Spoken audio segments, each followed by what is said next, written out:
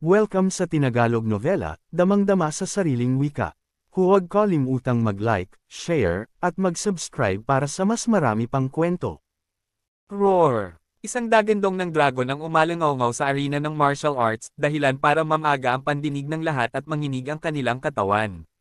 Ungol ng dragon, iyan ba ay talagang ungol ng isang dragon?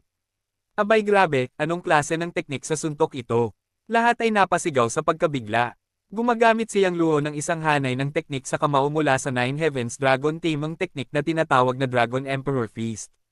Bagaman kakaunti pa lamang ang pagkaunawa niya rito, ang kapangyarihang kaya niyang palayain ay nakakatakot na. Sa isang iglap, bam! Tumama ng malakas ang kamao niyang luho sa espada ni Yagayogomon, nagdulot ng isang napakalakas na putok. Para bang kumulog sa loob ng arena. Maya-maya, nang hamupa ang liwanag at truchi. Lahat ay napatingala. Ang espada ni Yagayogomon ay natira na lamang ang hawakan. Ang katawan ng espada ay nabasag at nagkalat sa sahig. Sa tanawing iyon, ang pananaw ng lahat sa mundo ay tila nabaligtad. Gaano katindi ang lakas para basagin ang espada ni Yagayogomon sa isang suntok lang. Bago pa man makareact si Yagayogomon, kumilos siyang luho ng napakabilis, iniwan ang anino ng kanyang katawan habang sumugod palapit. Paglapit niya, agad siyang bumetid ng isang suntok. Mabilis na tinaas ni Yagayogomon ang kanyang mga braso para salagin. Bam! Tumama ang kamao ng buong lakas sa mga braso ni Yagayogomon. ARRGHH. Napasigaw si Yagayogomon sa sakit habang tumilapon sa ere. Nabali ang kanyang mga braso. Hindi pa doon natapos siyang luho. Muling sumugod at binitawan ang ikatlong suntok. Nagmadali si Yagayogomon na buhayin ang kanyang Truchi barrier para harangin ito. Ngunit walang silbi ang harang. Bam! Nabasag ang Truchi barrier at dumiretso ang kamao sa kanyang dibdib. Paf! Napaluwa si Yagayogomon ng dugo habang lumipad palabas ng pinto at bumagsak ng malakas.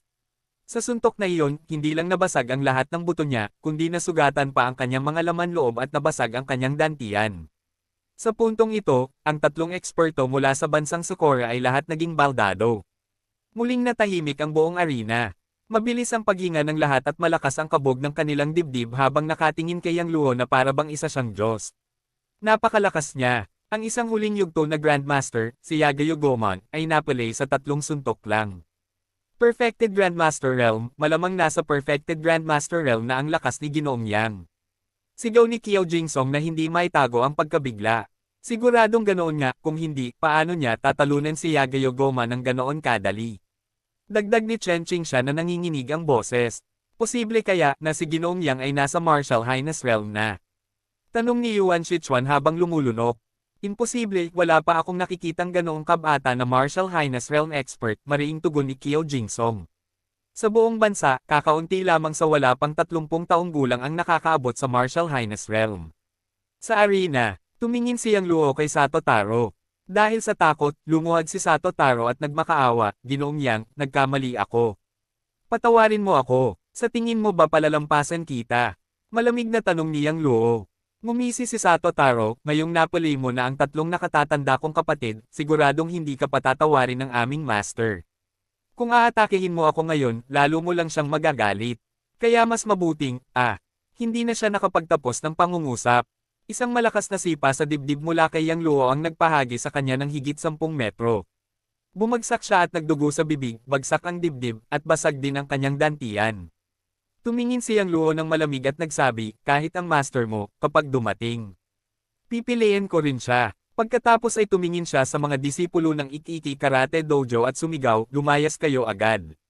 Dali-daling binuhat ng mga disipulo ang kanilang mga kasamahan at tumakas palabas. Ginoong Yang ay makapangyarihan. Napaka-dominant mo, Ginoong Yang. Idolo kita, Ginoong Yang. Masayang sumigaw at pinalibutan siya ng lahat ng naroon. Lumapit si Hong Yunji na tinutulungan ni Hong Sekai at nagpasalamat, kung hindi dahil sa iyo, siguradong masisira ang mundo ng martial arts dito sa Jiang City. Nagpasalamat din sina Qiao Jingsong, Chen Qingshan, Yuan Shichuan, at iba pa. Ginoong Yang, patawarin mo ako sa mga nasabi ko dati, paghingi ng tawad ni na Chen Rongrong at Qiao Yongjia. Ngumiti siyang luho at kumaway, kung ang tinutukoy nyo ay yung nangyari sa yun siyang clubhouse noon, matagal ko na iyong kinalimutan. Lalo silang naging magalang kay Yang Luo. Tumingin siya sa lahat at nagtanong, sa tingin nyo ba sapat na ang ginawa natin para mailabas ang galit? Nangangahulugan ka ba ng ano, Ginoong Yang? Tanong ni Hong Yunji na naguguluhan. Gagamutin ko muna ang mga sugat ninyo. Pagkatapos, sasama kayo sa akin para hamanin ang mga sekta. Kung pinaalis nila ang mga martial arts school dito sa Jiang City, aalisin din natin ang kanila sa bansang Socorro. Sumang-ayon ang lahat, puno ng sigla at paghihiganti sa kanilang puso.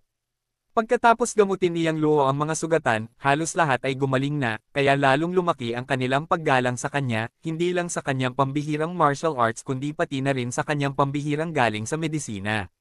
Helena, sigaw ni Yang Luo. Sumakay sila sa kotse at umalis sa Heavenly Path Martial Arts School.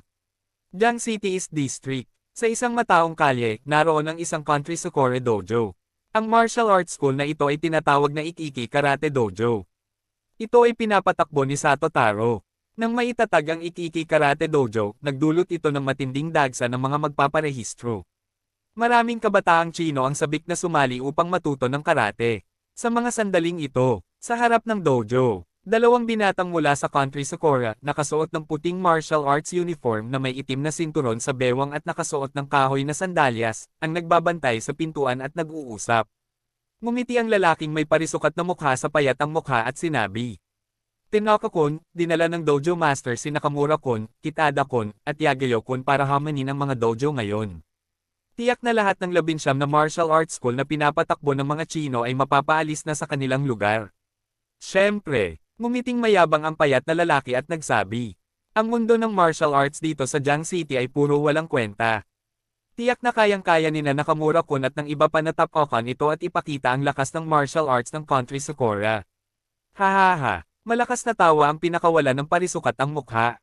Ngunit sa mga sandaling iyon, may mga sasakyang paparating at huminto sa harap ng pintuan. Naputol bigla ang tawa ng parisukat ang mukha. Nagtanong ito ng nagtataka, anong nangyayari? Bakit biglang ang daming sasakyan? Baka bumalik na sina Hallmaster at ang iba pa. Umiling ang payat ang mukha at nagsabi. Mali iyan. Hindi iyan mga sasakyan ng Dojo Master at ng iba pa. Maya-maya, bumukas ang pinto ng sasakyan at bumaba sina Yang Luo at ang kanyang grupo. Nang dumating sina Hong Yunji at ang iba pa, napabulalas ang parisukat ang mukha. Hindi ba't iyan ang pinuno ng Martial Alliance sa Jiang City, si Hong Yunji? Anong nangyayari? Hindi ba't dapat na-hospital na siya dahil kay Nakamura-kun at iba pa? Nagulat din ang payat ang mukha. Habang nakatulala ang dalawa, nakalapit na sina Yang Luo at ang kanyang grupo. Nang makita ng mga taong dumadaan na ganito kalaki ang eksena, agad silang nagtipon para manood ng kaguluhan. Anong kailangan ninyo? Tanong ng parisukat ang mukha sa matigas na wikang Chino. Ano sa tingin mo ang kailangan namin? Ngumisi si Yang Luo at nagsalita ng may diin. Kami mga Chino ay marunong gumanti ng pabor at ng insulto. Dahil ang dojo master ninyo ay nagdala ng mga tao para hamanin ang martial arts school namin, natural lamang na kami rin ay bumisita para gumanti. Ano, hamanin? Biglang namutla ang dalawang bantay at nagmadaling pumasok sa dojo. Lalong nag-ingay ang mga nanonood. Bagamat naririnig nila ang tungkol sa mga martial arts school na naghahamunan, ngayon lang sila makakakita ng totoong laban. Gawin na, isang kumpas lang ni Yang Luo. Agad na lumapit sina Chen Rongrong at Kiao Yungjia at sabay sumipa. Alya, lumipad papasok ng dojo ang dalawang bantay at bumagsak ng malakas. Gitling. Sa loob ng hall ng dojo. Tatlong lalaking nasa katanghaliang gulang na nakasuot ng training clothes ang nagtuturo sa mga apprentice. Sila ay sina Ryuji Aida, Shotai Yamashita, at Yasen Miyamoto, mga guro ng dojo. Karamihan sa mga apprentice ay mga Chino, pero may ilan mula sa country Socorro, ilang Caucasian, at ilang itim na lahi. Biglang, lumipad papasok mula sa labas ang dalawang bantay at bumagsak ng malakas sa sahig. Nagulat ang lahat at napatingin. Tanaka-kun, Kazigata-kun, anong nangyari? Tanong ni Ryuji Aida habang tinutulungan silang makatayo. Aida-kun, may hamon sa atin. Nasa loob na sila. Saglit na sagot ng dalawa na may takot sa mukha. Naging malamig ang mukha ni Ryuji Aida at mariing sinabi. May lakas ng loob na pumunta rito para hamanin tayo. Sobrang tapang naman. Pero bago pa siya makapagsalita ulit, may narinig silang mapang-asar na tinig mula sa labas. Bakit? Dragon School at Tigers din ba ito na hindi pwedeng pasukin?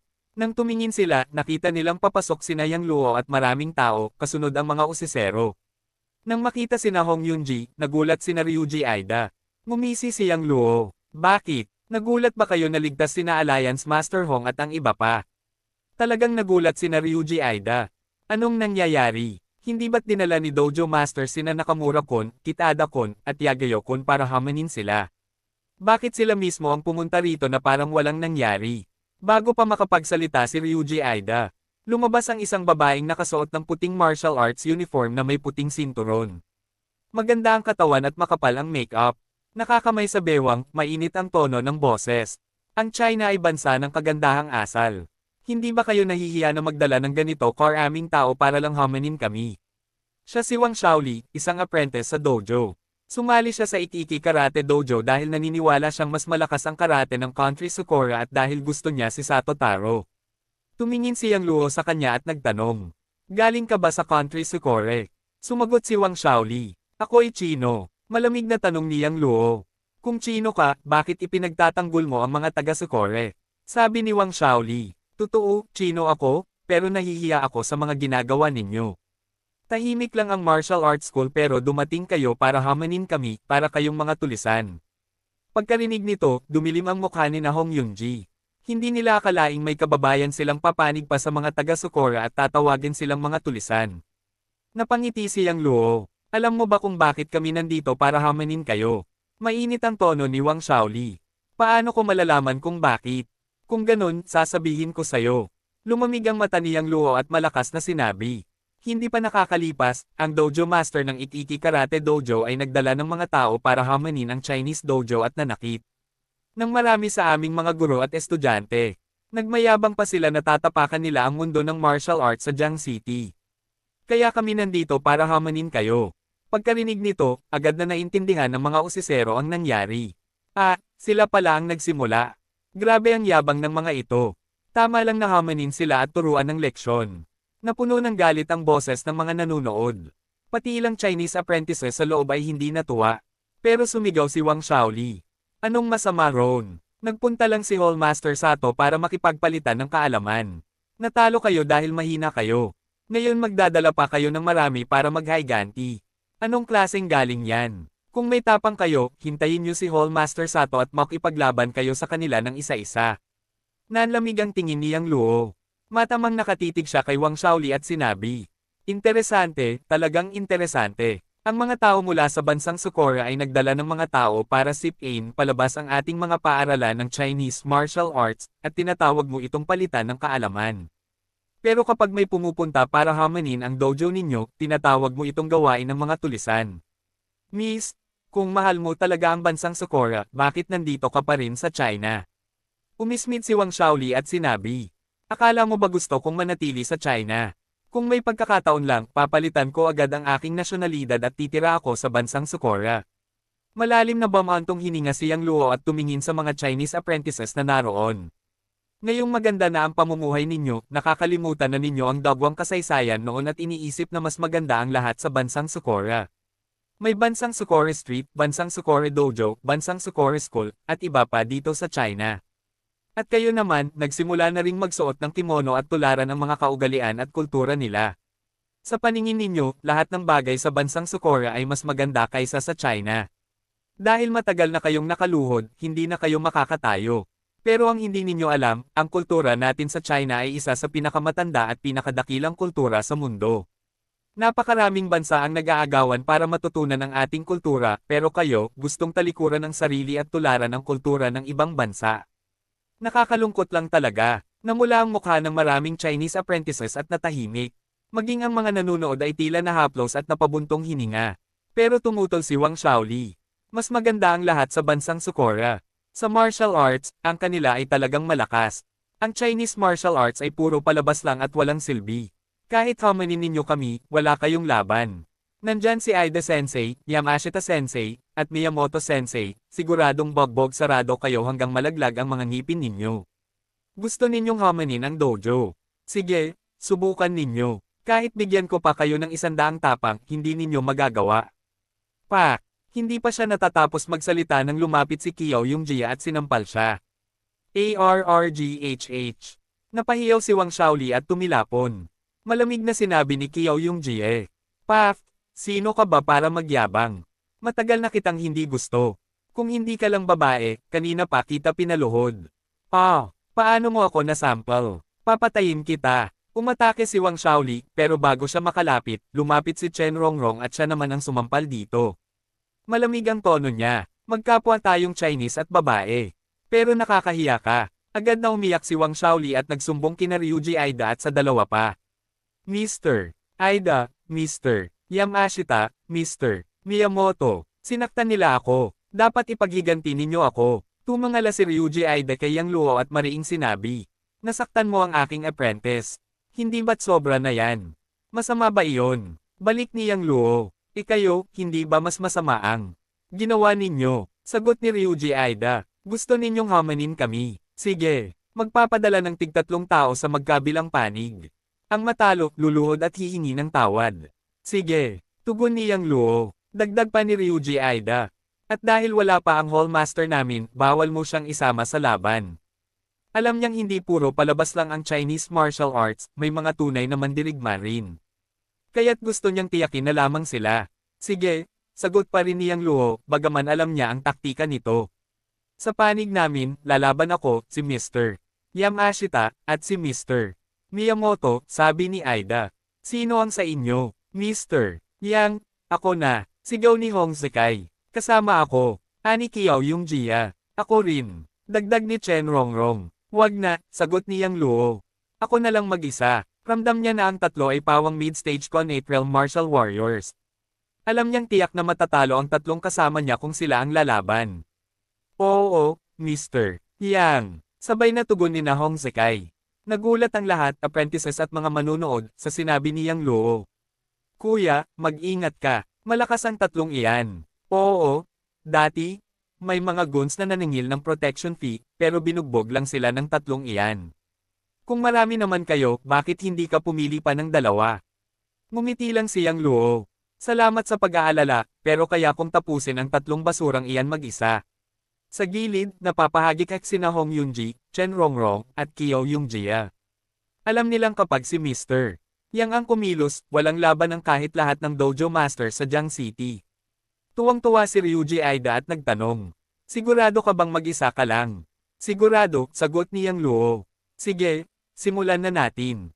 Sabay-sabay na kayong umatake, nagmamadali ako. Nagulat muli ang lahat. Grabe, sabay-sabay ang tatlong kalaban. Ang tapang niya, o baka tanga lang. Sabi ni Wang Shaoli kay Aida. Mr. Aida, kung gusto niyang masaktan, pagbigyan natin. Mas maganda kung mousepetal siya. Tumanggaw si Aida at sinabi kay Yasen Miyamoto. Miyamoto, ikaw muna, pero huwag mo siyang patayin. Hay, sagot ni Miyamoto. Lumapit siya, tumanggaw ng bahagya, at nagsabi. Ikaw ang unang umatake. Nakangiting tanong ni Yang Luo. Sigurado ka ba? Aba, bisita ka. Natural, ikaw ang mauuna, sagot ni Miyamoto. Hindi ko matatanggihan yan, sagot ni Yang Luo.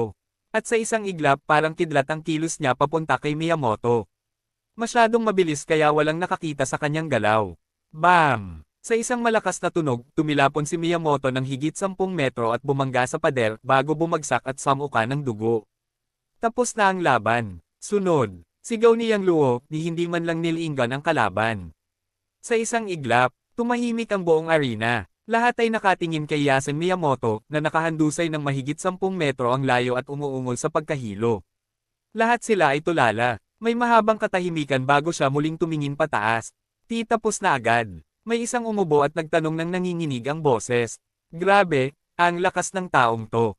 Ni hindi ko nga nakita kung paano siya umatake, tapos bigla na lang bumagsak yung isa. May isa pang nagsabi na halatang gulat. Si Ryuji Aida, Shotai Yamashita, at ang iba pang miyembro ng Ikiki Karate Dojo ay tila hindi makapaniwala rin. Kailangan mong malaman na si Yasen Miyamoto ay nasa kalagitnaang antas ng Conatrail Martial Warrior. Paano siya nabagsak ng ganoon kabilis? Pero ang pinakamahalaga, hindi nila nakita kung paano umatake si Yang Luo. Sandaling natigilan si Wang Shaoli bago sumigaw kay Yang Luo. Walang hiya ka, wala kang konsiderasyon sa laban. Hindi pa handa si Teacher Miyamoto tapos umatake ka na. Hindi handa, napangisi si Yang Luo, sinabi nga ng taong ito na umatake na ako. Bingi ka ba? Ikaw. Galit na galit si Wang Shaoli. Mabilis ang pagtaas-baba ng dibdib, ngunit ayaw pa rin niyang aminin na malakas si Yang Luo, lalo na mas makapangyarihan ang Chinese martial arts. Sinabi niya kina Ryuji Aida at Shotai Yamashita. Ginoong Aida, Ginoong Yamashita, bugbugin niyo siya nang hindi makabangon. Nangangitim ang mukha ni Ryuji Aida habang sumigaw, Ginoong Yamashita, sabay tayong umatake. Hay! Sabay silang sumugod kay Yang Luo. Kahit hindi nila nakita kung paano umatake si Yang Luo kanina, sigurado silang hindi siya basta-basta lang. Kaya hindi na nila iniisip ang dignidad at nagpasya silang magtulungan para talunin siya. Sinabi ko na sa inyo na sabay-sabay na kayong umatake pero hindi kayo nakinig. Umirap si Yang Luo at isang hakbang lang ay naglaho ang kanyang anyo diretso sa dalawang kalaban. Sa isang iglap, nakalapit sina Ryuji Aida at Shotai Yamashita kay Yang Luo at ginamit ang buong lakas ng kanilang katawan, isang suntok mula sa isa, at isang malakas na palo ng palad mula sa kabila, sabay na umatake. Rinig ang pagsabog ng hangin sa kanilang atake na ikinagulat ng mga nanunood. Patayin niyo siya! Patayin niyo siya! Sigaw ni Wang Shaoli, sabay hampas-hampas sa hangin. Pero bago pa tumama ang dalawang atake, hinawakan agad ni Yang Luo ang magkabilang pulsuhan nila. At sa isang malakas na pihit, crack, crack, dalawang malinaw na tunog ng butong na bali ang umalangaw-ngaw. Napilayan agad ang kanilang kanang braso at napasigaw sa sakit. Bago pa sila makabawi, ginamit ni Yang Luo ang lakas ng kanyang braso at inihagis silang dalawa pabagsak. Boom! Boom! Boom! Bumagsak ang matibay na sahig na yari sa kahoy at nagliparan ang mga tipak nito. Para bang nabasag ang katawan ni Ryuji Aida at Shotai Yamashita, duguan ang bibig at ilong at nawalan pa ng ilang ngipin. Napatulala ang lahat ng disipulo at manunood sa Ikiki Karate Dojo, puno ng takot ang kanilang mga mata. Paano natalo agad ang dalawang mid-stage Connate martial warrior sa isang batang ito? Paano nangyari to? Napailing si Wang Shaoli na paupo sa sahig na tila hindi makapaniwala. Pinagpag ni Yang Luo ang kanyang kamay at tumingin sa lahat. Ito ang Chinese martial arts. Sino pa ang may lakas ng loob magsabi na pampopogi lang ito? Walang nakasagot. Baka, sabay-sabay na tayo. Bugbugin siya. Sumugod ang mga disipulo ng Ikiki Karate Gymnasium. Pero bago pa makagalaw si Yang Luo, sumugod na sina Hong Yunji at iba pa, at pinabagsak ang lahat sa ilang galaw lang. Hindi na pinansin ni Yang Luo ang mga ito at kumaway. Tara, sa susunod na paaralan naman tayo.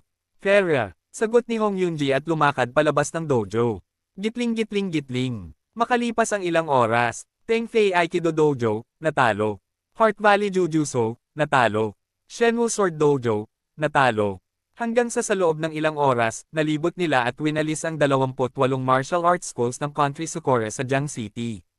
Nagalsa ang buong mundo ng martial arts sa lungsod. Gitling-gitling-gitling. Pagsapit ng gabi, imbitado ni Hong Yunji si Yang Luo at ang iba pa sa Ancient South Capital Restaurant para magdiwang. Sa pribadong silid, matapos may hain ang mga putahe at mautay, tumayo si Hong Yunji at nag-toast. Kung hindi dahil kay Ginoong Yang, napahiya na sana ang martial arts ng Jiang City ngayon. Kaya magpasalamat tayo sa kanya. Sabay-sabay silang nag-toast, at sinabi ni Yang Luo, simula ngayon, lahat kayo ay kaibigan ko. Kung may kailangan kayo, tawagan niyo lang ako. Cheers! Matapos ang ilang tagay, tinanong siya ni Hong Yunji. Ginoong Yang, narinig mo na ba ang martial arts competition ng Martial Alliance tuwing 3 taon? Oo, sagot ni Yang Luo. Ngayong taon ay ang 10 paligsahan sa katapusan ng taon. Sumali ka sa amin. Oo, oo, oo. Ginoong Yang, sumama ka sa amin.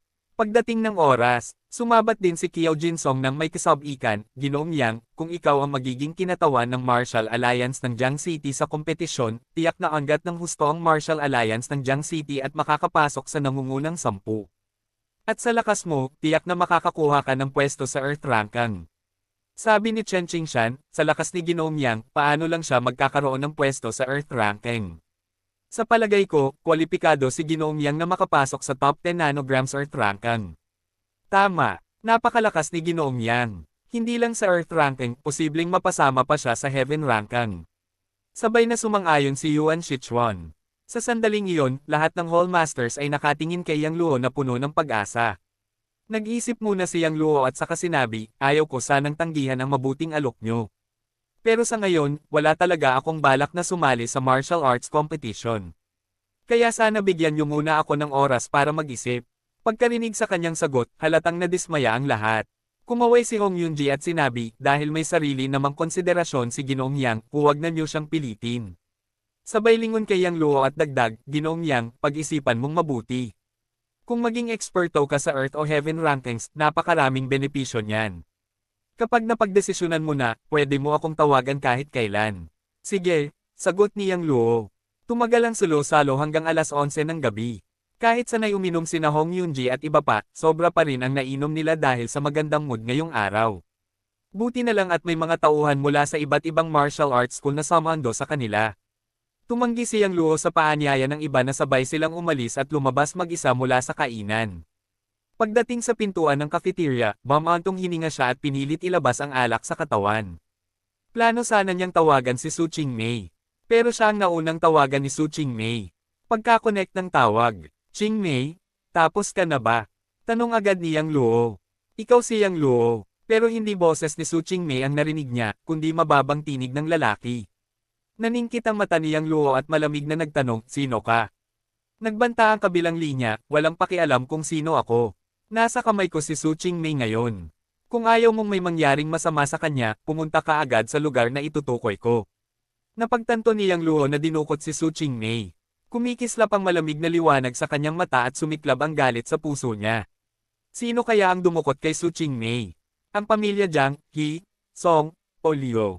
Pero bilang panganay na anak ng pamilyang Su, sino man sa mga pamilyang iyon ay hindi basta magtatangkang dumukot sa kanya ng hayagan, hindi ba? Baka galing sa apat na pangunahing Chamber of Commerce. Pero imposibleng si Jiang Tianlong at iba pa dahil lubusan na silang nasupil. Bagamat hindi maaalis ang posibilidad na desperado sila at sumugal. Isa pang posibilidad, isang mamamatay tao na tumanggap ng bounty sa dark web. Mabilis na nag-isip si Yang Luo pero wala pa ring tiyak na sagot. Sinubukan niyang manatiling kalmado at malamig na nagsabi, "Kung pera ang gusto nyo, sabihin nyo ang halaga at ipapadala ko. Pero siguraduhin nyo munang ligtas si Qingmei. Kung hindi, kahit gaano pa karami kayo, wala ni isa ang mabubuhay." Tumawa ang kabilang linya, "Huwag mo akong takutin, bata. Hindi uobra sa akin yan. Huwag kang mag-alala, hindi pera ang gusto namin. Ikaw mismo ang gusto naming pumunta. At bawal kang tumawag sa pulis, kung hindi, kalimutan mo nang makita ulit si Su Qingmei." Pagkasabi nito, ibinaba ang tawag. Tinawagan muli ni Yang Luo, pero hindi na sinagot. Hindi nagtagal, may dumating na text message. Nakasaad ang address, Long Island Villa, Villa 10. Isinilid ni Yang Luo ang cellphone at agad sumakay ng taxi papunta sa Long Island Villa. Gitling-gitling-gitling. Samantala, Long Island Villa, Villa 10. Maraming matatangkad at matitipunong lalaki ang nagbabantay sa labas. Lahat ay may matitigas na itsura, malinaw na hindi mga taong sumusunod sa batas. Maliwanag ang ilaw sa main hall ng villa. Nakaupo si Su Qingmei sa sofa, nakatali ang kamay at paa. Pero imbes na matakot o kabahan, nakatingin lang siya nang may pagtataka sa dalawang babaeng nakaupo sa tapat niya, sina Liu Yue at Liu Yuteng. Matapos pumirma ng kontrata kanina, pauwi na sana siya. Pero hinarang ang kotse niya sa daan at dinukot papunta rito. Nang malaman niyang sina Liu Yue at Liu Yuteng ang dumukot sa kanya, napatulala siya at puno ng tanong ang isip. Lumapit ang isang lalaking may peklat sa mukha kay Liu Yue at nagsabi, "Miss Liu, nasabi ko na sa batang iyon ayon sa utos mo." Tinanong ni Liu Yue, "Paparito ba siya?" Sumagot si Peklat, "Huwag kang mag-alala. Sobrang nag-aalala siya sa babaeng ito, siguradong pupunta siya." "Mabuti," tugon ni Liu Yue. "Kapag natapos ito, bibigyan kita ng 5 milyong yuan para umalis dito." "Salamat, Miss Liu," nakangiting sagot ni Peklat. Matamang tumingin si Su Qingmei sa kanila at sinabi, "Liu Yue, Liu Yuteng, ano ba talaga ang gusto nyo? Alam nyo bang krimen ang ginagawa nyo?" Umiling si Liu Yuteng at mayabang nasabi, "Miss Su, alam naming krimen ito, pero ano ngayon? Hanggat walang namamatay, at may protection kami ni Yang Master Jiang, walang mangyayari sa amin. At alam mo na siguro kung bakit namin ito ginagawa, hindi ba? Ginawa namin ito para mapaluhod si Yang Luo sa harap namin at magmakaawa." Matindi ring sabi ni Liu Yue, "Sobra na ang pagdurusa namin sa lalaking iyon nitong mga nakaraang araw.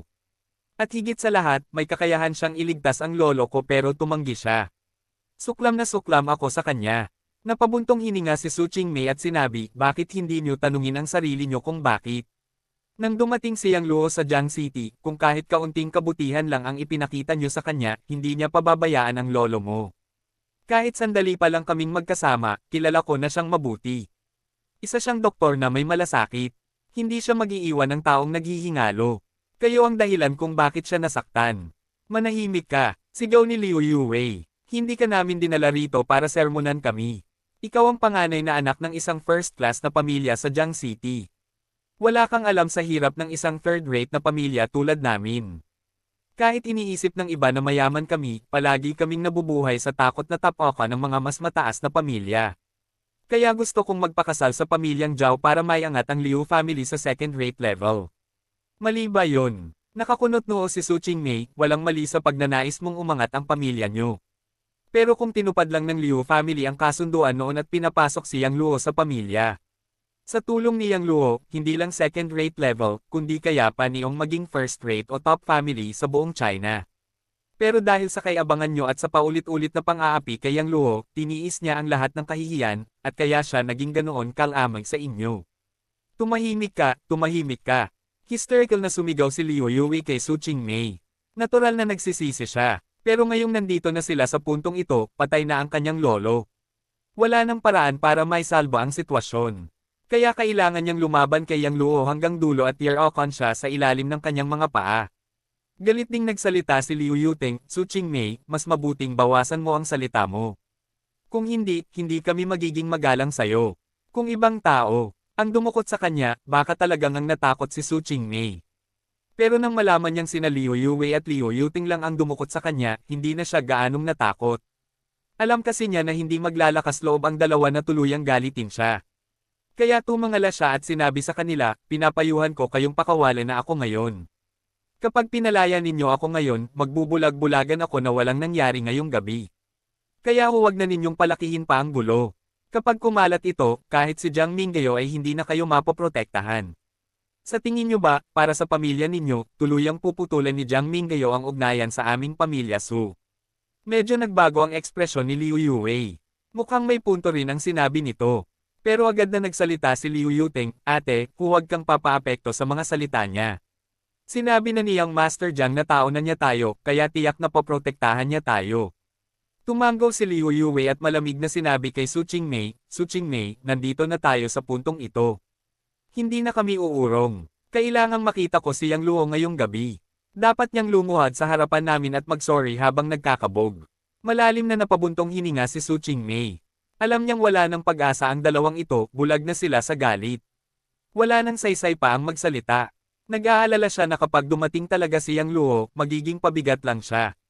Pero nakatali siya ngayon at wala siyang magawa. Habang abala siya sa pag-aalala, may mga yabag na narinig mula sa labas. Dalawang malalaking lalaki ang may bitbit na isang binata at pumasok. Isang malaking grupo ang sumunod sa kanila. Yang Luo, napasigaw si Su Qingmei nang makita ang binatang hawak. Oo, si Yang Luo nga iyon. Sa totoo lang, madali lang sanang tapusin ni Yang Luo ang mga ito. Pero nag-aalala siyang baka masaktan si Su Qingmei kapag lumaban siya, kaya hinayaan na lang niyang dalhin siya papasok. Qingmei, huwag kang mag-alala. Ayos lang ako, sabi ni Yang Luo para pakalmayan siya. Hayop ka, nandito ka rin sa wakas. Bastardo, may mga atraso pa kami sa iyo ngayong gabi. Halos magdeliryo sa tuwa sina Liu Yuwei at Liu Yuteng. Tumingin si Yang Luo sa kanila na may komplikadong ekspresyon. Napabuntong hininga siya, marami akong inisip na posibilidad, pero hindi ko akalain na kayo ang dumukot kay Qingmei. Mapang-uyam nang umisi si Liu Yuwei, bakit? Sa tingin mo ba hindi namin kaya? Hindi yun ang iniisip ko, sagot ni Yang Luo habang umiiling. Akala ko kahit gaano kayo kalakas ang loob, hindi kayo ganito katapang. Kahit si Jiang Mingyo at ang iba pa hindi ito ginawa, pero kayo ginawa ninyo. Hindi ko alam kung matapang kayo o sadyang hanggal. Hindi nyo ba naisip ang magiging kahihinatnan nito? Kahihinatnan. Mapang-asar na tumawa si Liu Yuwei, sige nga, sabihin mo, anong mangyayari sa amin? Malamig na sagot ni Yang Luo, makukulong kayo ng hindi bababa sa 3 taon dahil sa pagdukot kay Qingmei. Bukod pa roon, ilegal nyo siyang ikinulong, may dagdag na 3 taon yan. Ibig sabihin, 6 na taon kayong makukulong. Sa palagay nyo, sulit ba ang ginagawa ninyo? Hayop ka, tigilan mo kami sa pananakot mo. Galit na sigaw ni Liu Yuwei. Pwede nga kaming makulong, pero basta pinoprotektahan kami ni Yang Master Jiang, hindi kami makukulong. Umiling si Yang Luo, kapag kumalat ang nangyaring ito, kahit si Jiang Mingyo ay hindi kayo kayang iligtas. Siguradong makukulong kayo. Ikaw. Bago pa makapagsalita si Liu Yuwei, sumabat si Liu Yuteng, ate, huwag mo na siyang pinapansin. Tinatakot ka lang niya. Tumangala siya kay Yang Luo na puno ng puot ang mga mata, "Bastardo, kung gusto mong palayain si Su Qingmei, sundin mo ang gusto namin ngayon. Lumuhad ka at mag-sorry sa amin habang pinapabali ang mga binti mo, at papalayain namin si Su Qingmei." Yang Luo, huwag mo silang pakinggan. Hindi nila ako kayang saktan talaga. Mariing umiling si Su Qingmei. Tumahimik ka, o papatayin kita. Hinawakan ni Scarface ang leeg ni Su Qingmei. Pog! Namula ang mukha ni Su Qingmei at nahirapang huminga. Kinuha ni Liu Yuting ang isang patalim at iwinasiwa sa harap ng mukha ni Su Qingmei, "Bastardo, kapag hindi mo sinunod ang gusto ko, hiwa-hiwain ko ang mukha niya." Kumislap ang malamig na galit sa mga mata ni Yang Luo at naningas ang puot sa kanyang puso. Sumigaw siya, "Huwag mo siyang gagalawin. Gagawin ko ang gusto ninyo." Inalis ni Liu Yuting ang patalim. Binitiwan din ni Scarface ang leeg ni Su Qingmei. Hindi naman talaga nila balak patayin si Su Qingmei, pangtakot lang ito para kay Yang Luo. "Lumuhod ka," utos ni Liu Yuwei. "Sige, luhod ako." Huminga ng malalim si Yang Luo at pinag-aralan ang sitwasyon. Dahan-dahan niyang ibinaba ang kanyang mga tuhod. "Yang Luo, huwag kang lumuhod." Sigaw ni Su Qingmei. Alam niya kung gaano ka-pride si Yang Luo at kung gaano kahalaga sa kanya ang dignidad. Pero ngayon, para lang hindi siya masaktan, handa itong lumuhad kina Liu Yuwei at Liu Yuteng. Punong-puno ng tuwa ang mukha ng dalawa habang paulit-ulit na sumisigaw, "Lumuhad! Lumuhad! Lumuhad!" Matagal na nilang gustong year-okan si Yang Luo pero palagi silang bigo. Ngayon, sa wakas, mangyayari na. Pero, habang paluhod na si Yang Luo, bigla niyang sinipa ang matibay na mesa sa harap niya. Baang! Lumipad ang mesa at tinamaan si Scarface, na siyang nakatayo sa tabi ni Su Qingmei, kaya tumilapon ito. "Bastardo, anong ginagawa mo?" Gulat na sigaw ni Liu Yuwei. "Dahil hindi kayo marunong sumunod sa usapan, huwag niyo akong sisihin." Dinampot ni Liu Yuting ang patalim at tatagain na sana ang mukha ni Su Qingmei. Pero sa mismong sandaling iyon, mabilis na gumalaw si Yang Luo, sinalpok si Liu Yuting at itinaboy ito, at tumayo sa harap ni Su Qingmei. Sa loob ng 3 segundo, natapos niya ang lahat ng banta kay Su Qingmei. Sandali lang. Lahat ng naroon ay napatulala, namangha, at nalito. Hindi nila inasahan na biglang sisubog sa galit si Yang Luo. Ang mas nakakagulat, napakabilis ng kanyang pagkontra, sobrang bilis na walang sino man ang nakariyak. Hindi pinansin ni Yang Luo ang mga nagulat na tingin ng lahat. Kinuha niya ang kutsilyo mula sa sahig at pinutol ang lubid sa kamay at paa ni Su Qingmei. "Qingmei, tumayo ka sa likod ko at huwag kang gagalaw." Mababa ngunit banayad ang paalala ni Yang Luo. "Oo," sagot ni Su Qingmei. Habang nakatingin sa lalaki sa harap niya, nakaramdam siya ng matinding seguridad. Hanggat andyan ang lalaking ito, ang anumang panganib ay tila mawawala. Tinakpin ni Liu Yuting ang kanyang mukha at sumigaw habang tumatayo, "Ano pang hinihintay ninyo? Pabagsakin niyo siya." Pagkarinig nito, nagsimulang gumalaw ang mga guns at nagtangkang sumugod kay Yang Luo. Tumingin si Yang Luo kay Liu Yuting at malamig na sinabi, "Sigurado ka bang gusto mong umatake? Kapag nagsimula ang laban, mas mabigat ang kaso ninyo. Sa oras na iyon, ikaw at ang kapatid mo ay tiyak na makukulong ng hindi bababa sa 10 taon. Walang hiya ka, nilalakasan mo pa ang loob mo na takutin ako." Sigaw ni Liu Yuteng. "Basagin niyo ang mga kamay at paa ng lalaking yan.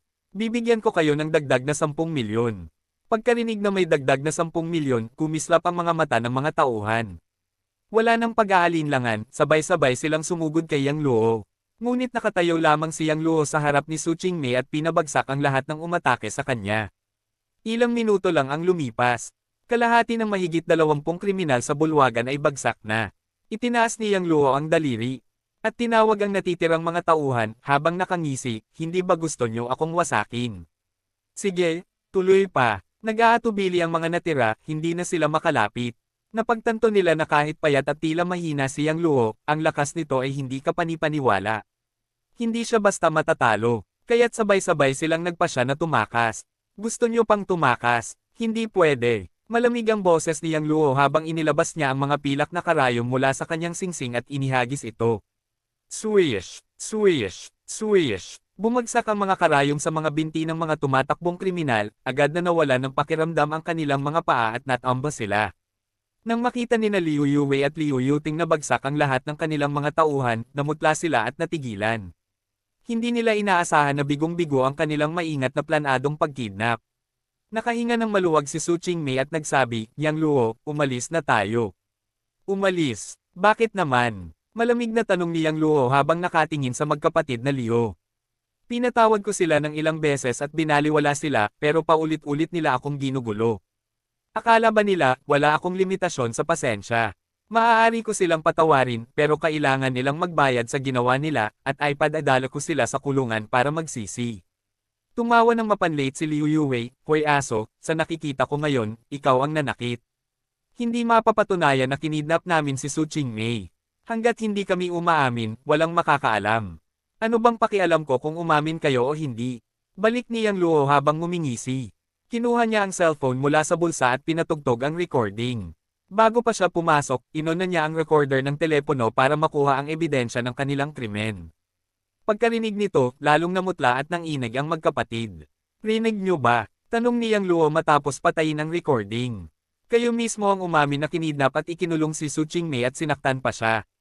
Akala niyo ba makakatakas kayo sa kulungan? Walang hiya ka. Ang tuso mo, singgal ni Liu Yuwei. Magtuturo ka pa sa akin ng kasamaan. Hindi ko kayo maaabot, balik ni Yang Luo. Biglang ngumisi si Liu Yuteng, kahit may recording ka pa, hanggat andyan si Yang Master Jiang, imposibleng makulong kami. Ganun ba? Singkit ang mga mata ni Yang Luo. Sige, hintayin nyo na lang. Pagkasabi nito, tumawag siya ng pulis. Makalipas ang kalahating oras, pumasok ang isang grupo ng mga pulis na pinamumunuan ng isang lalaking nasa gitnang edad. Ako si Sun Jihwa, kapitan ng unang unit ng Eastern Division. Sino ang tumawag sa amin? Ako, sagot ni Yang Luo. Ipinaliwanag ni Yang Luo ang nangyari at pinatugtog muli ang recording.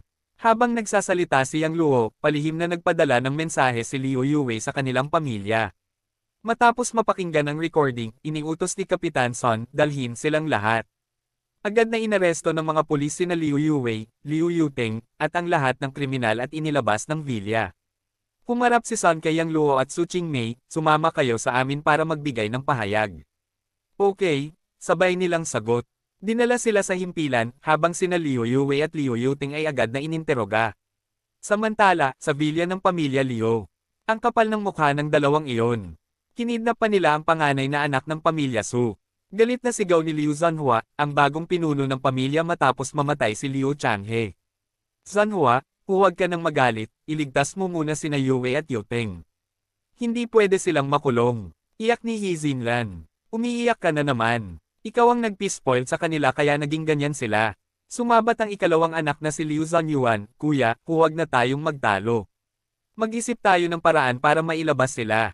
Tumanggo ang pangatlong anak na si Liu Haiyan, tama, unahin nating mailigtas sila. Huminga ng malalim si Liu Zanhua, tatawagan ko si Tianheng para tulungan tayo. Sa Villa 13 ng Tianjang. Abala si Zhao Tianheng sa pakikipaglandian sa kanyang kasintahan nang biglang tumunog ang telepono. Nainis siya ngunit sinagot din sa huli, sino to? Bakit tumatawag ng ganito ka-late? Tianheng, ako to. Boses ni Liu Zanhua. Gitling. Oh, si Uncle Liu pala ito. Medyo lamambot ang tono ni Zhao Tianheng habang tinatanong, Uncle Liu, bakit ka tumatawag ng ganito kalalim ng gabi? Agad na nagsalita ng may kaba si Liu Zanhua, Tianheng, pakitulungan mo namang iligtas sina Yuwei at Yuteng. Ililigtas sina Yuwei at Yuteng. Nagulat si Zhao Tianheng, anong nangyari kina Yuwei at Yuteng? Dinala sila sa East Division Police Station. Hindi na nagpaligoy-ligoy si Liu Zanhua at ikinwento ng buo kay Zhao Tianheng ang pangyayari. Pagkarinig nito, agad na sumabog sa galit si Zhao Tianheng, paulit-ulit ko na silang pinagsabihan na huwag gumawa ng padalos-dalos, pero hindi ko akalaing gagawin nila ito. Wala ba talaga silang utak? Mabilis na kumalma si Liu Zanhua, Tianheng, hindi na ito ang oras para pag-usapan pa iyan. Mag-isip ka na lang agad ng paraan para mailigtas sina Yuwei at Yuteng. Huminga ng malalim si Zhao Tianheng at sinabi, Uncle Liu, huwag kang mag-alala. Maganda ang relasyon ko sa mga matataas sa Eastern District Department. Ipaparelease ko agad ang dalawa. Sige, pasensya na sa abala, sagot ni Liu Zanhua. Pagkababa ng tawag, naiinis na napamura si Zhao Tianheng, dalawang baboy ang utak. Wala talagang pag-asa. Master Zhao, ano pong nangyari? Tanong ng babaeng nasa tabi niya na may matamis na boses. Sabi ni Zhao Tianheng, dinukot ni na Liu Yuwei at Liu Yuteng ang panganay na anak ng pamilya Su at dinala sila ngayon sa East Branch Police. Ano? Biglang nagbago ang ekspresyon ng babae, sobra namang tapang ng magkapatid na Liu. Pati ba naman ang panganay ng pamilya Su, dinukot nila? Di ba? Sagot ni Zhao Tianheng habang umiiling, pero kahit ano pa, si Liu Yue ay fiancé ko sa pangalan. Bago ko makuha ang ari-arian ng pamilya Liu, hindi ko sila pwedeng kalabanan. Sige na nga, tutulungan ko sila. Habang nagsasalita, kinuha niya ang cellphone at tumawag. Gitling-gitling-gitling. Sa East Branch Office, kasalukuyang kumukuha ng pahayag sina Yang Luo at Su Qingmei. Pero sa oras na iyon, lumabas mula sa isang silid ang isang lalaking nasa kalagitnaan ng edad, may maikling buhok, kasama sina Liu Yue at Liu Yuteng. Siya ay si Gao Junfeng, hepe ng East Branch. Pagkakita kina Yang Luo at Su Qingmei, lumapit ng may pagmamataas ang magkapatid na Liu. Naka-bracelet ang mga braso ni Liu Yue habang mayabang na sinasabi, "Hoy, sinabi ko na sayo na walang mangyayari sa amin, pero hindi ka naniwala. Maniwala ka na ba ngayon?" Sumabay si Liu Yuteng, tarantado, "Akala mo ba talagang makukulong kami dahil sa ganitong kaliit na bagay? Masyado ka namang inosente. Kapag sinabi ng mga nasa itaas na ayos lang kami, ayos lang talaga kami." Ngumiti rin si Gao Junfeng kay Su Qingmei at sinabing, "Miss Su, isang misunderstanding lang ito. Kalimutan na natin. Hindi na kailangang kunin ang pahayag mo, pwede ka nang umalis." Tumangala si Yang Luo at tinanong, "Director Gao, kumpleto ang testimonya at ebidensya. Sigurado ka bang misunderstanding lang ito?" Nakunat ang noo ni Su Qingmei, "Director Gao, ito ay kidnapping. Papayagan mo na lang ba na makaalis sila? Kapag ginawa mo iyan, tatawagan ko ang lolo ko ngayon din." Napabuntong hininga si Gao Junfeng. Hindi niya kayang kalabanan alinman kina Su Qingmei, Liu Yue, o Liu Yuteng. Ngumiti siya ng pilit at sinabi, "Miss Su, kung maaari, magpakasensya tayo. Handang mag-sorry ang pamilya Liu, kaya kalimutan na natin. Tatawagan ko ang lolo ko ngayon din." Biglang tumigas ang mukha ni Su Qingmei. Kinuha niya ang cellphone para tumawag. "Qingmei, huwag mo nang abalahin si lolo. Ako na ang bahala." Pagkasabi nito, kinuha ni Yang Luo ang kanyang cellphone at tinawagan si Lei Gedong. Pagkatapos ng tawag, itinabi niya ang telepono. May pangungot siyang sabi ni Liu Yue, "Kahit sino pa ang tawagan mo, ayos lang kami." "Oo nga," dagdag ni Liu Yuteng, "may suporta kami ng pamilya Zhao at Jiang, kaya imposibleng makulong kami." Pero bago pa sila matapos magsalita, tumunog ang cellphone ni Gao Junfeng. Pagtingin niya sa caller ID, bigla siyang kinabahan at mabilis na sinagot ang tawag. "Opo, Director General Lei, naiintindihan ko." Pagkatapos isara ang tawag, sinabi ni Gao Junfeng, "Mga Miss Liu, hindi muna kayo pwedeng umalis." "Bakit? Nagmukhang madilim ang mukha ni Liu Yue, di ba sabi mo makakaalis kami?" Sagot ni Gao Junfeng, katatapos lang tumawag si Director General Lei mula sa General Administration at sinabing siya na ang hahawak sa kasong ito. "Kaya wala na akong kapangyarihan dito. Paparating na ang tao niya, kaya hindi muna kayo pwedeng umalis." "Ano?" Masamang tumingin si Liu Yue kay Yang Luo at saka tumawag sa bahay. Pagkababa ng tawag, galit niyang sinabi, "Yang Luo, sabi ng tatay ko na gagawa siya ng paraan. Huwag mong isipin na makukulong kami." Nakangiti pang dagdag ni Liu Yue sa kapatid, "Huwag kang mag-alala, sister. Kapag dumating si Young Master Jiang, ligtas na tayo." Tahimik lang si Yang Luo at naghintay. Hindi siya naniniwala na tutulungan pa ni Jiang Mingguo ang dalawang babaeng walang utak.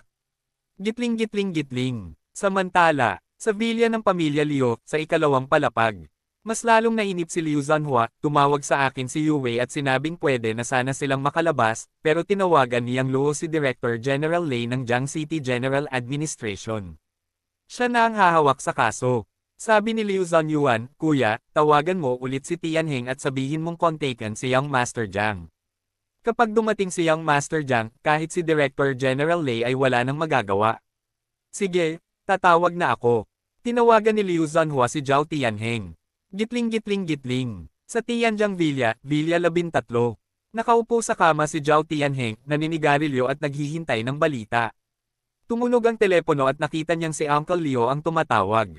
"Uncle Leo, kumusta? Nakalabas na ba sila Yue at Yuteng?" "Tianheng, pwede na sana silang makalabas pero tinawagan ni Yang Luo si Director General Lei. Siya na ngayon ang may hawak sa kaso. Tianheng, pakiusap mo si Young Master Jiang na tumulong.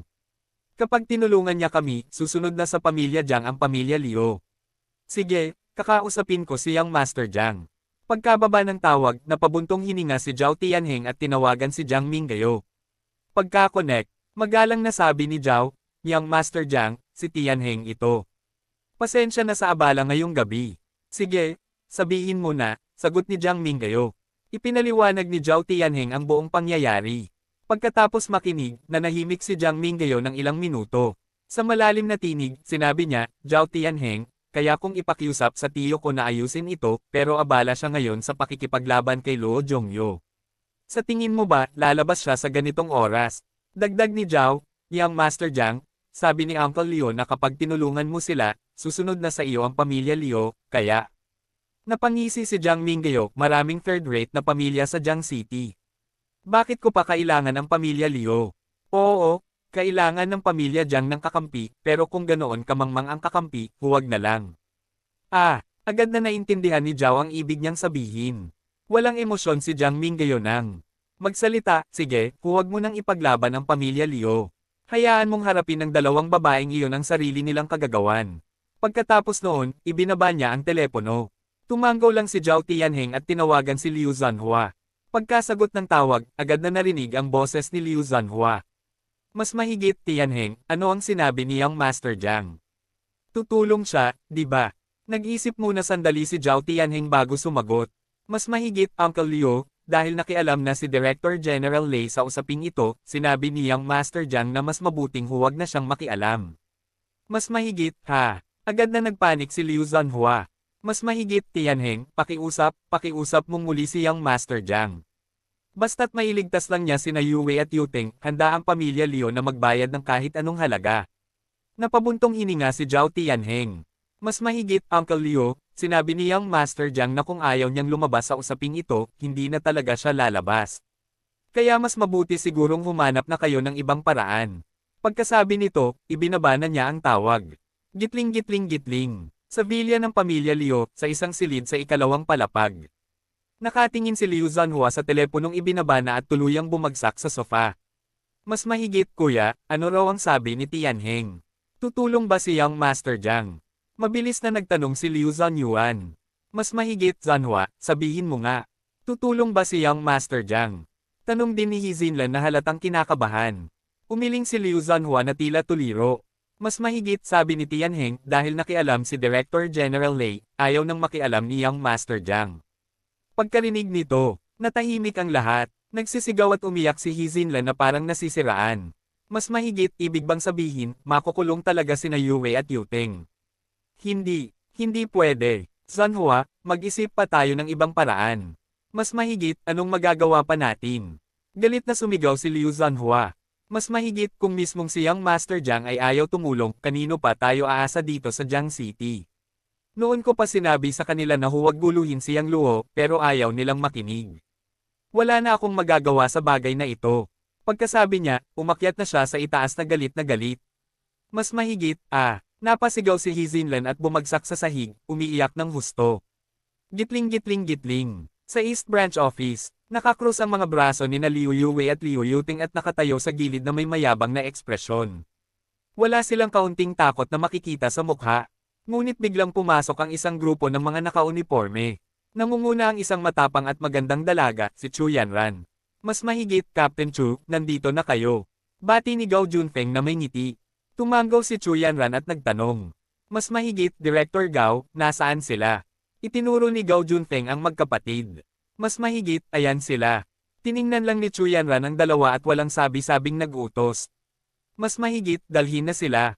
Agad lumapit ang ilang lalaking nakauniporme at kinuha ang posas para posasan sina Liu Yue at Liu Yuteng. "Mas mahigit, ano to? Hindi nyo kami pwedeng hulihin." Ngayon lang nagpakita ng takot ang dalawa. Nanlamig ang mga mata ni Chu Yanran. "Mas mahigit, may krimen kayong ginawa. Bakit hindi ko kayo pwedeng hulihin?" Mataas ang baba na sagot ni Liu Yue. "Mas mahigit, kami ay mula sa pamilya Liu, at malapit kami sa pamilya Zhao at Jiang. Kapag hinuli nyo kami, siguradong magsisisi kayo." Hindi natinag si Chu Yanran. "Mas mahigit, wala akong pakialam sa Liu, Zhao, o Jiang family. Kapag may kasalanan ka, dapat kang parusahan." Tahimik na iniisip ni Yang Luo, ang babaeng ito ay tunay na may prinsipyo. Nang makita ng magkapatid na hindi natitinag si Chu Yanran, lalo silang kinabahan. Mabilis na sabi ni Liu Yue. Mas mahigit gusto kong tumawag. Walang gana pero pumayag si Chu Yanran. Mas mahigit sige, bilasan mo. Huminga ng malalim si Liu Yue. At tinawagan ng ama pero walang sumagot. Tinawagan niya ang ina at agad itong sumagot. Pagkatapos ng tawag, natulala siya, namutla ang mukha at nahulog ang cellphone sa sahig. Hindi pa alam ni Liu Yuting ang nangyari. Mas mahigit ate, anong sabi ng pamilya? Ayos lang ba tayo? Tutulungan tayo ni Young Master Jiang, di ba? Namumula ang mga mata ni Liu Yue at nanginginig ang boses. Mas mahigit sabi ni Mama, hindi tayo tutulungan ni Young Master Jiang ngayon. Mas mahigit, ano? Nanlumo si Liu Yuting, halos matamba. Mas mahigit, imposible na pabayaan niya tayo. Mas mahigit, tapos na ba kayo? May pangungot siyang tanong ni Chu Yanran at muling nag-utos. Mas mahigit, dalhin na sila. Mas mahigit, opo. Agad nilang hinaila palabas ang magkapatid. Mas mahigit, hindi. Ayoko makulong. Nagmamakaawa si Liu Yue, umiiyak at may sipon pa. Mas mahigit, Yang Luo, alam na namin ang pagkakamali namin. Patawarin mo na kami ngayon lang. Hindi na namin uulitin. Pero malamig lang ang sagot ni Yang Luo. Mas mahigit, binigyan ko na kayo ng maraming pagkakataon pero hindi nyo iyon pinahalagahan. Lahat ay may pananagutan sa kanilang ginagawa at hindi kayo exception. Pagkatapos nito, tinalikuran na niya ang dalawa. Sa gitna ng iyak at sigaw, dinala na sina Liu Yue at Liu Yuteng. Gitling. Tumingin si Chu Yanran kay Su Qingmei. Mas mahigit, ikaw ba ang panganay na anak ng pamilya Su, si Su Qingmei? Mas mahigit, oo, tugon ni Su Qingmei. Sino po sila? Mas mahigit, ako si Chu Yanran, kapitan ng unang team ng General Administration ng Jiang City. Mas mahigit, ikinagagalak kitang makilala, Miss Chu. Nagkamay sila. Maganda ang impresyon ni Su Qingmei sa matapang at may prinsipyo na babaeng ito. Tiningnan ni Chu Yanran si Su Qingmei at ngumiti. Mas mahigit, tunay nga na maganda at kilala bilang sikat na presidente ng Jiang City. Hindi na nakapagtataka kung bakit napaamo mo ang lalaking ito para maging assistant mo. Tumingin si Su Qingmei kay Yang Luo. Mas mahigit, magkakilala kayo. Mas mahigit, oo, nagkita kami nung huli naming hinuli ang isang grupo ng kriminal. Mas mahigit, Tumanggaw si Su Qingmei. Muling nagtanong si Chu Yanran. Mas mahigit, Mr. Yang, hindi mo pa rin ba pinag-iisipan ang alok ko dati? Mas mahigit, hindi ko pinag-iisipan. Napakagatlabi si Chu Yanran. Mas mahigit, kung sakaling kailanganin ko ang tulong mo balang araw, tutulong ka ba? Mas mahigit, depende sa mood ko. Mas mahigit, ikaw talaga, ang hirap mong kausap. Sana hindi makita ulit. Pagkasabi nito, umalis na siyang nakasimangot. Pagkaalis niya, nagtanong si Su Qingmei. Mas mahigit, Yang Luo, ano bang alok ang tinutukoy niya? Mas mahigit, gusto niyang magtrabaho ako sa kanila. Sabi niya, sayang daw ang kakayahan ko. Mas mahigit, ganun ba? Bahagyang kumunat ang mata ni Su Qingmei. Mas mahigit, pero parang iba ang tingin ni Miss Chu sa'yo. Ngumisi si Yang Luo. Mas mahigit, syempre iba. Nahulog na siya sa akin at humahanga siya sa akin. Mas mahigit, ang kapal ng mukha mo. Pinandilatan siya ni Su Qingmei at tumayo. Mas mahigit, tara na, gabi na. Umuwi na tayo. Mas mahigit, sige. Sabay silang umalis ng East Division Police Station. Hating gabi, ospital ng bayan ng Jiang City. Sa isang espesyal na silid para sa mga pasyente.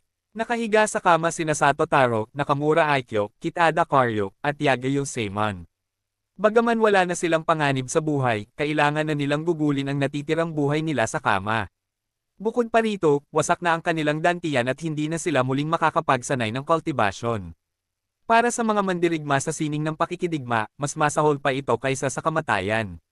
Sa sandaling iyon, umiiyak ang mga punong guro ng iba't ibang paaralan ng martial arts sa bansang Socorro habang nakikipag-usap sa kanila. Mas mahigit, Sato-kun, Nakamura-kun, Kita-kun, Yagayo-kun, kailangan niyong ipaghiganti kami. Napakadayaan ng mga tao mula sa Martial Alliance ng Jiang City. Pinalayas nila ang lahat ng 28 paaralan. Namin at marami sa amin ang nasaktan. Hindi natin sila dapat palampasin. Kailangan nilang magbayad ng mahal. Dama ni Sato Taro at ng 3 pang iba ang labis na pagkainis sa narinig. Greeted his teeth si Yagayo Goman at nagsabi, mas mahigit mga kaibigan, huwag kayong mag-alala. Kokentaken namin si Master sa susunod na 2 araw at hihilingin naming pumunta siya sa China. Galit ding wika ni Kitada Karyo. Mas mahigit kapag pumayag si Master na kumilos, kahit si Hong Yunji o ang batang tinatawag na Yang Luo, siguradong mamamatay sila. Dagdag ni Nakamura Aikyo, mas mahigit kapag nalaman ni Master na pininsala kami, siguradong magagalit siya at ipaghihiganti kami sa pamamagitan ng pagpatay sa mga iyon. Mariing sabi rin ni Sato Taro, mas mahigit kailangan kong maghiganti. Gusto kong mamatay si Yang Luo. Tungkol naman kina Hong Yunji at iba pa, wala ni isa sa kanila ang dapat makaligtas. Mas mahigit, magaling. Magaling. Kapag naimbitahan natin ang Marshall King Realm expert, siguradong mamamatay sila. Napakalakas ni Lord Marshall King Realm. Inaasahan ko ang kanyang pagdating sa Jiang City. Nagliwanag ang mga mata ng lahat ng Hall Masters na naroon, puno ng pananibik at pag-asa. Gitling-gitling-gitling. Kinabukasan. Kada rating lang ni Yang Luo at Su Qingmei sa kumpanya ng mabilis na lumapit sa kanila si Shoyan. Mas mahigit, President Su, sa wakas nandito na kayo. Mas mahigit, anong nangyari? May problema ba? Tanong ni Su Qingmei na nagtataka. Napabuntong hininga si Shoyan. Mas mahigit, President Su, mga kalahating oras na ang nakalipas, dumating sina President Chen, President Li, at President Kai sa kumpanya. Naghihintay sila sa opisina. Mas mahigit, ha? Gulat ni Su Qingmei. Bakit sila naghahanap sa akin? May problema ba? Mas mahigit, sabi nila, sobrang taas ng benta ng bagong produkto natin. Sa loob lang ng isang gabi, ubos na ang lahat ng stocks nila. Kaya gusto nilang malaman kung may karagdagang supply pa tayo para maibigay muna sa kanila. Sabi rin nila na pati ibang mga boss ay sold out na at naghihintay mag-order. Mas mahigit, ano? Gulat na wika ni Su Qingmei. Sa loob lang ng isang gabi, naubos ang 300,000 kahon. Mas mahigit, oo, President Su, mapait ng ngiti ni Shoyan at tumango. Mas mahigit, halika, puntahan natin sina President Chen at iba pa.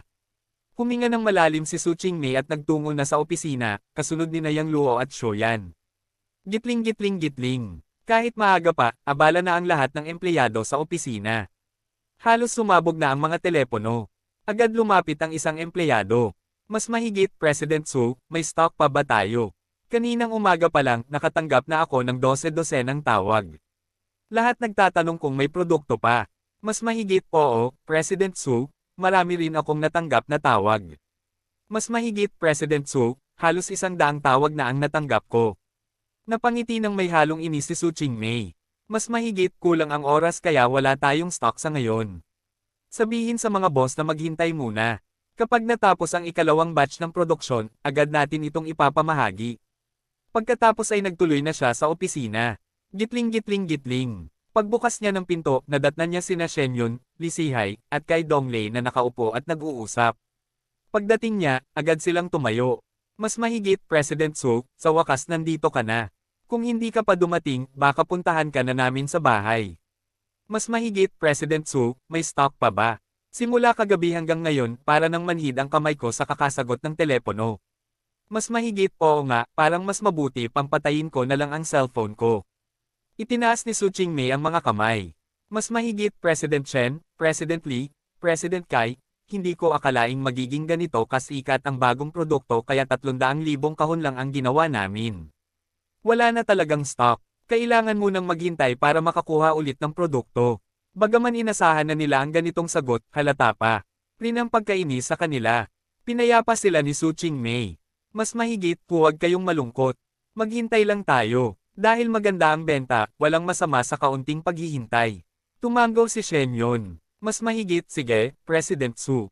Pero bilasan ninyo, sabi ni Li Sihai. Mas mahigit, President Su, kailangan nating samantalahin ang kasikatan nito para maagaw ang merkado mula sa Dingsheng Biomedical.